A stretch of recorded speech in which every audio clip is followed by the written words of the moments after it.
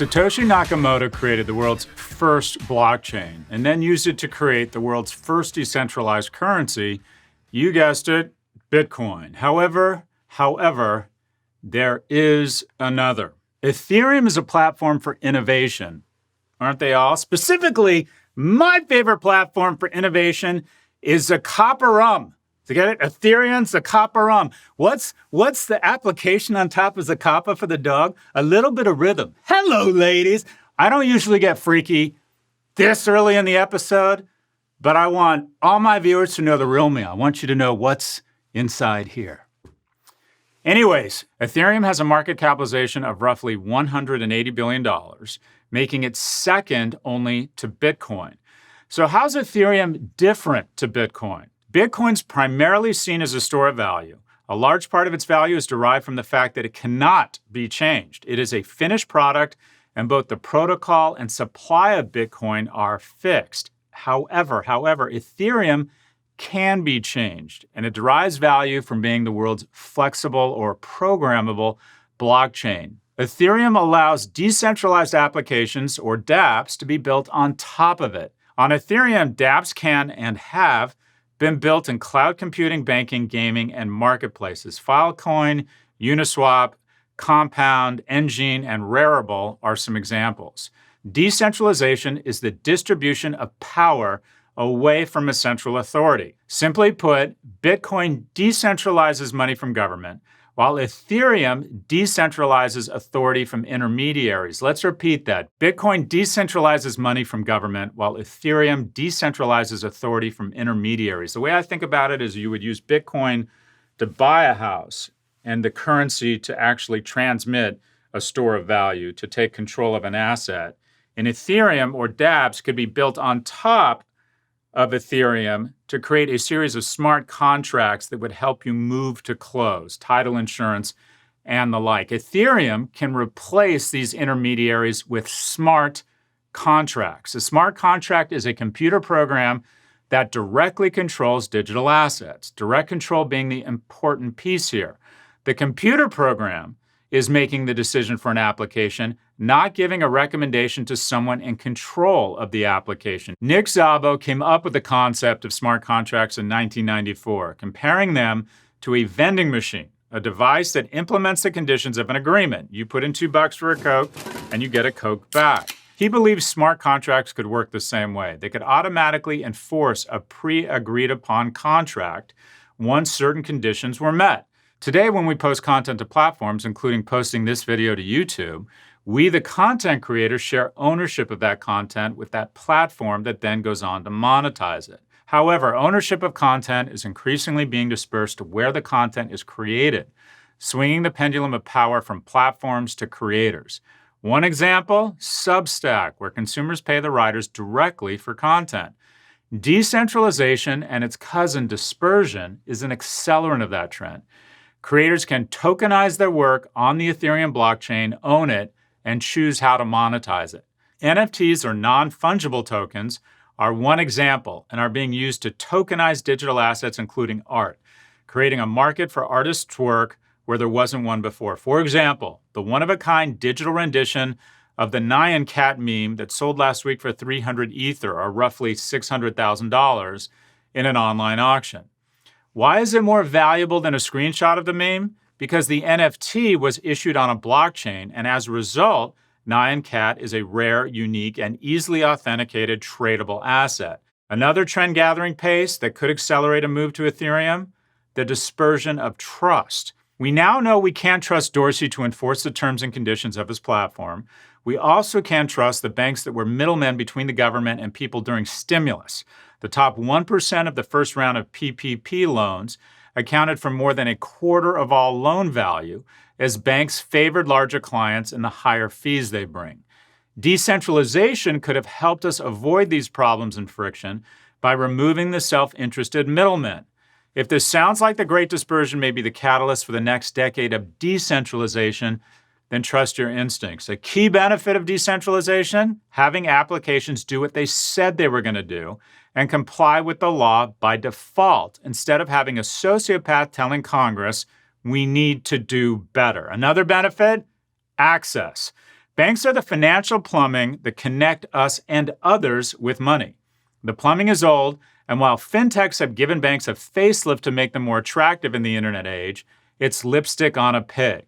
Wide swaths of the global population remain unbanked, including 1.7 billion adults and over 200 million businesses. As an internet-native, disintermediated system, decentralized finance applications built on Ethereum, or DeFi, may eventually reach those that the current banking system simply cannot or chooses not to serve. So while Bitcoin is looking to replace the dollar and become the new reserve asset, Ethereum aspires to be the plumbing for the new reserve assets.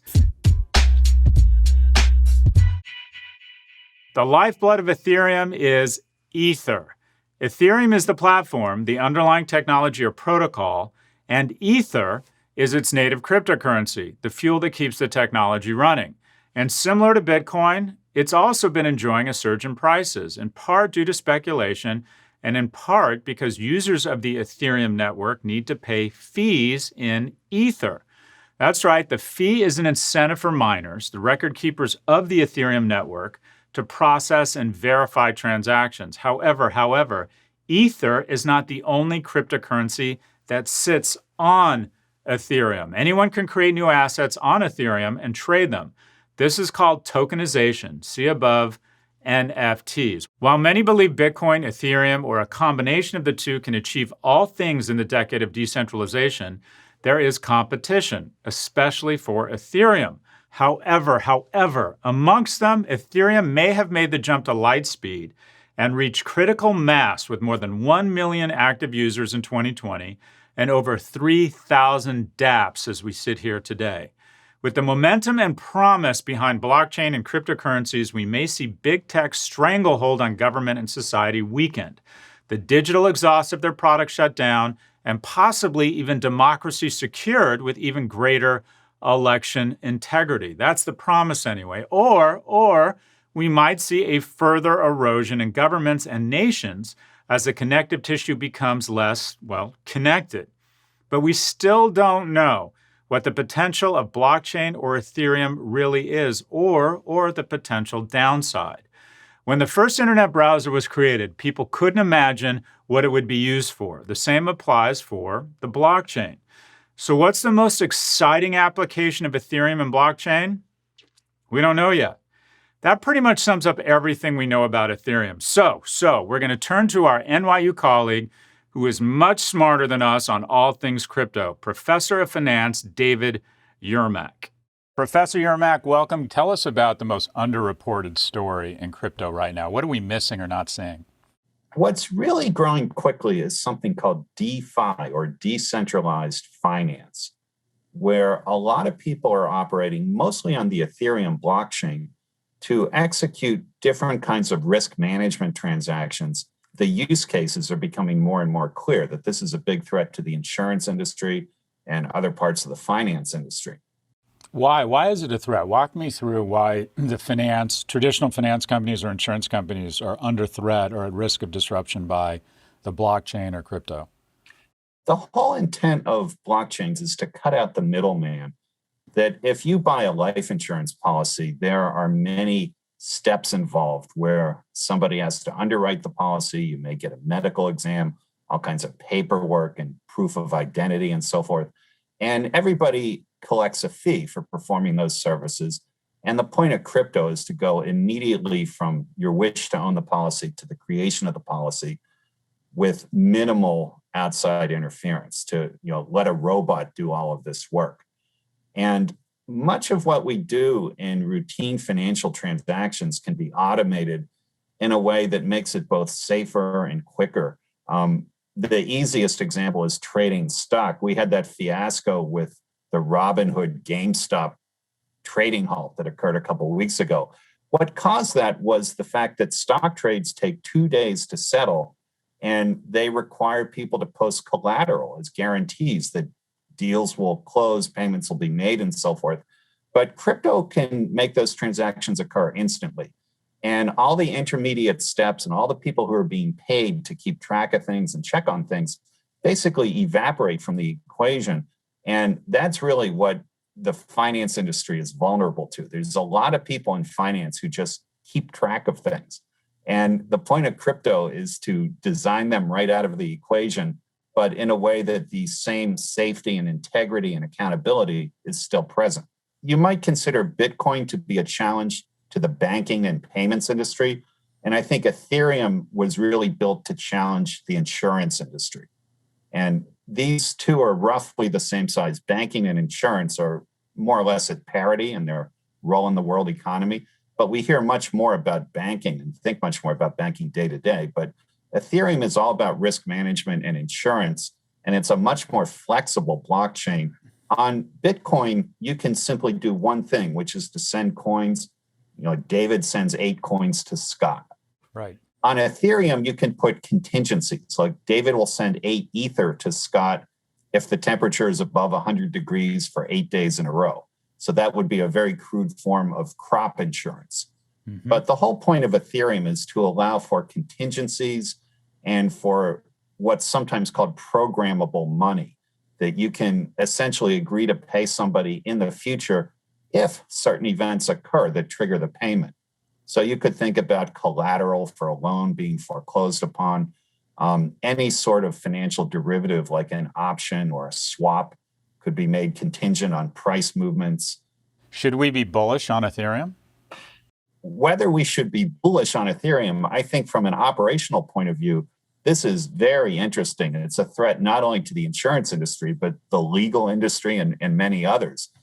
But when you look at the price of the Ether and how quickly it has risen, as quickly as Bitcoin has gone up in the last year or so, Ether has risen even more. And I'm not going to make any recommendations about whether the current price is attractive, but I think not only is Ethereum here to stay, but the real concern for Ethereum is whether somebody will build something even better. There will be people who approach Ethereum and overtake them with an even fancier platform.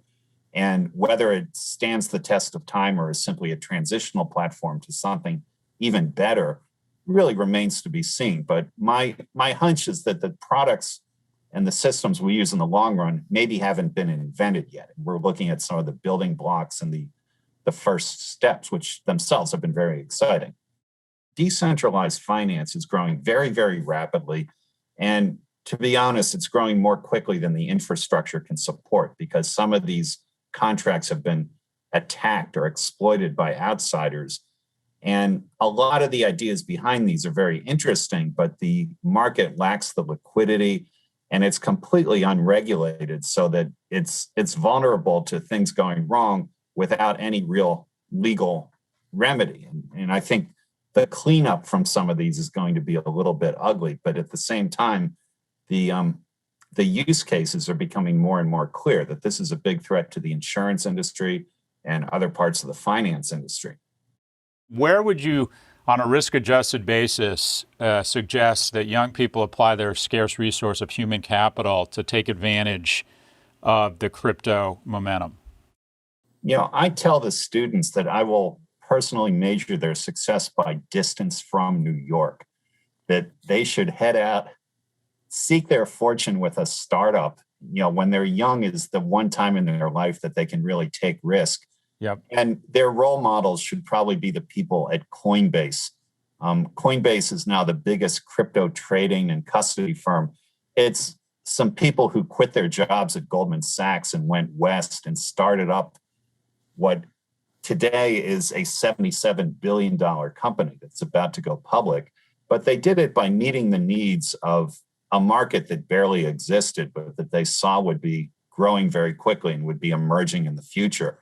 The problem with all of the legacy banks is that they have so much compliance cost and they have to answer to regulators to defend the businesses that they already have. And they worry about cannibalizing things that, at least for now, may be very profitable. You're unlikely to really do something exciting and build a big fortune if you go to one of the older banks or institutions. So I would recommend that people seek opportunities for startups or just go start their own company. And as well as I do that the entrepreneurship bug is very much alive in the current generation of MBAs, that I think there's more MBAs going into entrepreneurship right now than has ever been the case. not all of them will be successful, but the set of people who get truly rich and have impactful jobs will come from that group who go into entrepreneurial firms. And there's financial entrepreneurship for sure. I'm not saying people shouldn't be doing finance, but they should be doing it in creative and new ways and not the old way.